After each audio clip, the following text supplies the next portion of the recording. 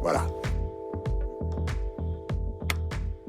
D'accord, mais bon alors sinon on parle de retraite ou le titre de la vidéo est carrément mensonger?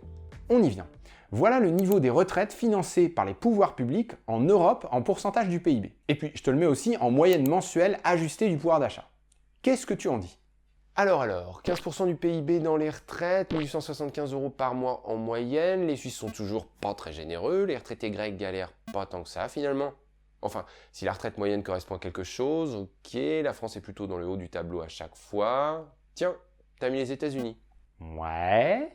Mais qu'est-ce que c'est que cette tronche débile? Je suis supposé voir un truc bizarre? Eh ben alors oui, ce sont les retraites financées par une tirelire publique que je te montre là. Ah, hein? Mais non. L'État finance des retraites aux États-Unis.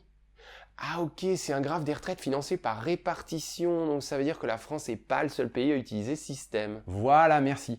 On a souvent l'impression que la France est le seul pays à utiliser des prélèvements divers pour financer les retraites. Mais en fait, ce système est mondial. Tout le monde l'utilise partout, même les États-Unis. Ouais ok, effectivement. Je pensais qu'aux États-Unis, au Royaume-Uni ou même en Allemagne, c'était que de la capitalisation.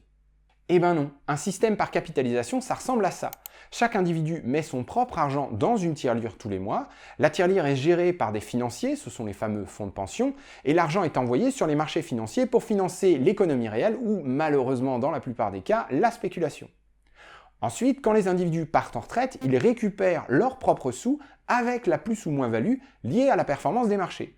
Donc en fait, la retraite par capitalisation, c'est de l'épargne personnelle, vieillie dans un fût qui va se remplir ou se vider en fonction de ce que tu mets dedans et de ce que font les marchés financiers.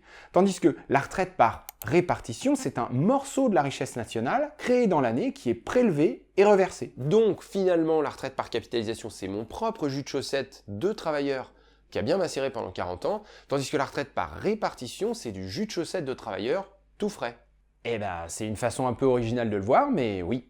Et le système par capitalisation, qui est effectivement présent dans de nombreux pays, et notamment aux États-Unis et en Grande-Bretagne, vient toujours s'ajouter par-dessus un système par répartition, parce que politiquement, c'est très inefficace de lancer un système par capitalisation.